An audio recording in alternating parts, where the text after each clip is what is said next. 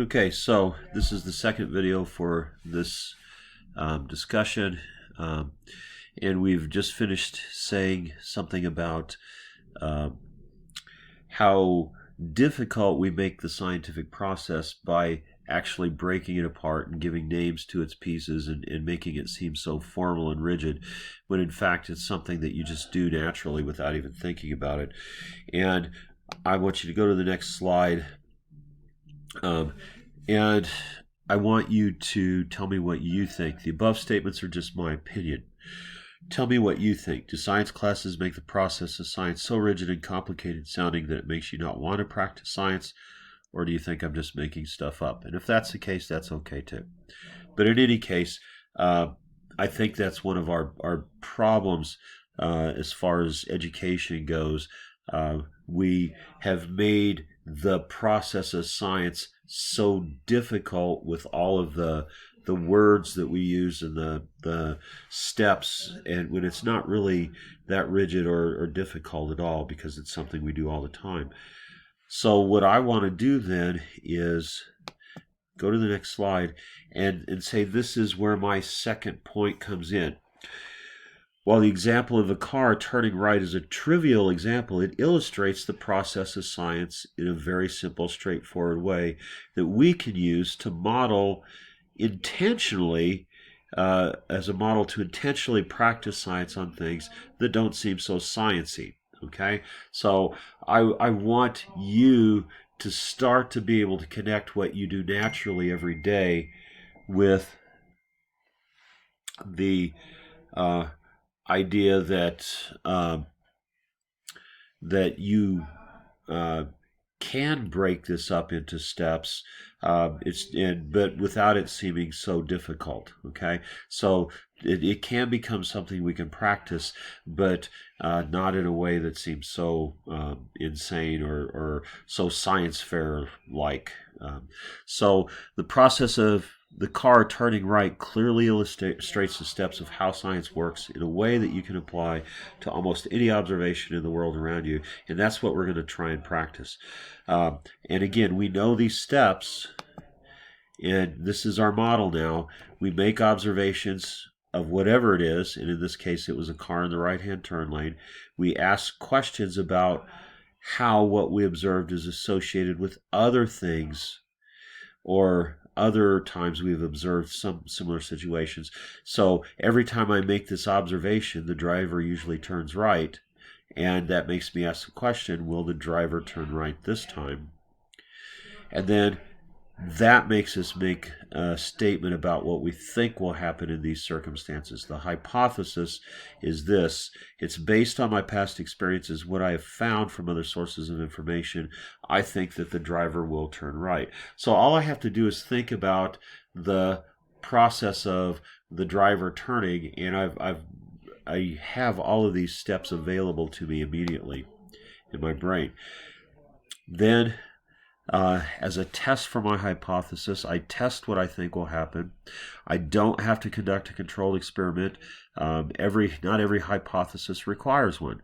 It may be that I conduct my test by just making a few additional observations. Or it could also be that someone else may have already done this experiment and I can just look up the answer to my test. Or I may need to conduct a controlled experiment. In this case, we just need to make an additional observation. I'm just going to watch and see what the driver does. Okay? Okay, so now I get my result. So we did just make the additional observation, and we observed that the driver did in fact turn right. Now they didn't have to turn right. I've seen drivers get into the right-hand turn lane just to get ahead of traffic, and then they zoom out ahead of everybody like a jerk, right? And they go straight. And this is why we perform the test. It may not work out the way we think it will. We may think that we know or understand what's going to happen, but that's why we do the science in the first place. It doesn't always work out the way we think it will.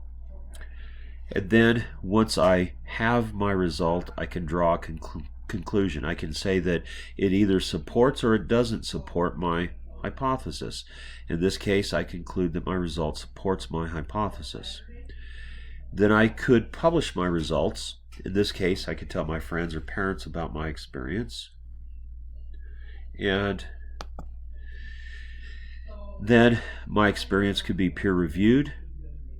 In this case, lots of family and friends could tell me what they think about my findings. And then the peer review process could validate my findings, and this could become what the scientific community comes to believe about the process. In this case, the scientific community believes my findings, and it becomes what science believes about drivers in the right-hand turn lane with their blinker on. And please don't destroy me here. I spelled this incorrectly. I'm sorry. It should be T-H-E-I-R. I'm so embarrassed. Okay, so anyway, this is the process, and you can now say, yeah, so what? So what is that I want us to intentionally become aware of when we're practicing the process of science. Okay, it's not as difficult, it's not as rigid, it's not as formal as we make it out to seem. You do it all the time, every day. I'm just asking you to acknowledge the things that you do in this process when you do it every day. So what's going to happen is that you will be making periodic observations of things you see in the world around you, and you'll be going through the process of asking a question about the observation, creating what you think will be the answer to the question, your hypothesis, and telling me how you would test your hypothesis. Again, the goal of this is to bring the fact that you're constantly practicing science, even though you don't realize it, to your attention. As you become more and more aware of the fact that you're practicing science, you'll also get better at it and understanding it.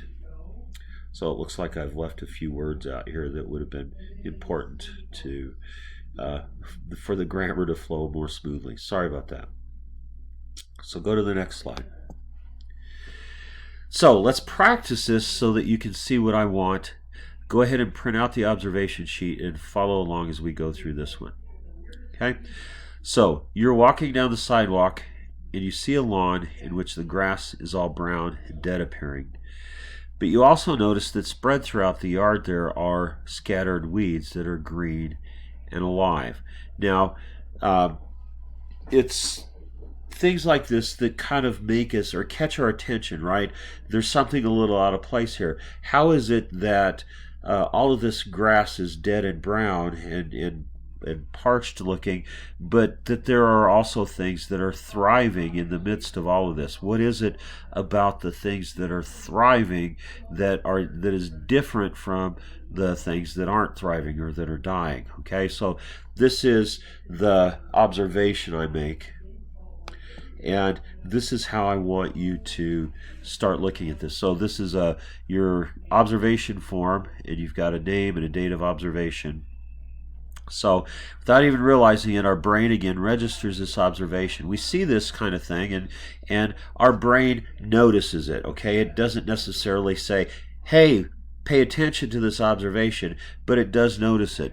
So what I want you to do is write the observation we make about the above scene as shown in the example below, and just go ahead and use this, or you could come up with your own observation too. I observed thriving green plants scattered throughout a patch of dead brown grass. So write an observation on your observation form. Again, you're going to take a picture of this and send it to me. Okay, next step. This time you pose a question, but you actually are aware of it because it intrigues you, right? The driver in the right-hand turn lane, not so much. That doesn't intrigue you. It's not really an interesting question to you. But this might be a little more interesting, so you actually do recognize that you asked the question.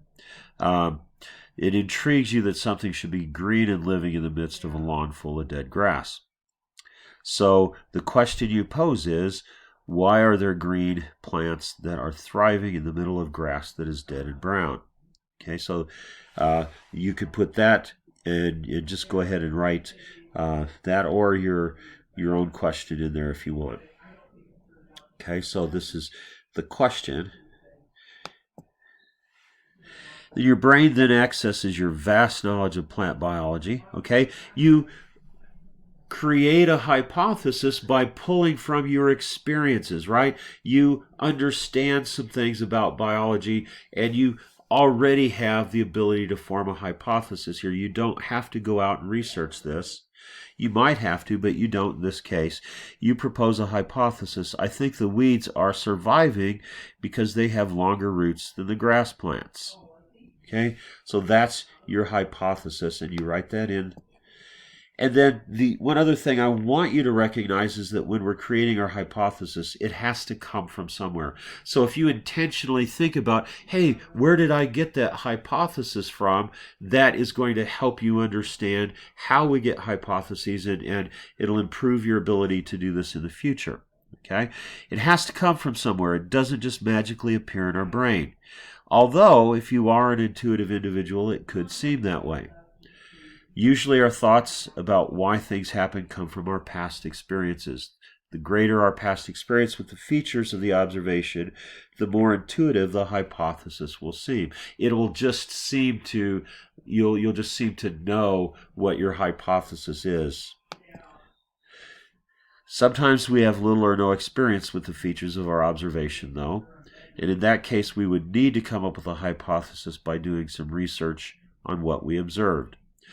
We could go to reference materials or other people, additional authorities, and they may have had similar experiences, and we could ask them what they think. So the more we understand where our hypotheses come from, the better and more focused they will be. Now, as part of this exercise, then, I want you to tell me where your hypothesis came from. The question on the form says, what formed the basis for the hypothesis generated? And circle all that apply. Okay? And I want you to tell me where your hypothesis came from. And if you can, explain a little bit about why you think this is. Usually, this will come from our prior knowledge. In this case, our hypothesis came from our prior knowledge in science classes and general learning that plants need water to survive, and that roots of some plants may grow deeper to have better access to water. So, you can circle prior knowledge and experience and then explain in science classes and just from general learning we know that plants need water to survive, and some plants have longer roots with better access to water. So that's where your hypothesis came from, because you've seen it in other cases. You then recognize that you can test this hypothesis by simply pulling up the plants and comparing the lengths of the roots. This is just an additional observation, not a controlled experiment. So all you have to do is say, how could you test your hypothesis with additional observations? Pull up both types of plants and compare the lengths of the roots. Okay? Now, did you test your hypothesis? I'm not going to require you to test all of your hypotheses, but I'm going to ask if you did, and it will make more sense if you actually did. So how did we test this? We pulled up a grass plant and a weed plant and compared the lengths of the roots. Okay. Then on the back of the page are the results. Sure enough, the result is that the green plant has longer roots. Okay, you can see right here that the roots of the weed are longer than the roots of the grass plant. This grass plant's actually even green. It's hard to pull up roots of a dead grass plant, but the roots here are longer than these roots, and so that confirms our hypothesis, right? The weed had longer roots, and that's my result. So I conclude that the test results support my hypothesis. Okay, and you can put that on the form as well. Again, you can publish your results. You're publishing your results by giving me the observation form, and I can review that. I can be your peer review, and then we could have other people do the same investigation and validate your results. Okay, and then that would become the knowledge of science in the world around you for that particular observation. So I have a few closing thoughts, but I'm going to have to stop this video because it's going to get longer than 15 minutes here. So stop the video and go to the next one.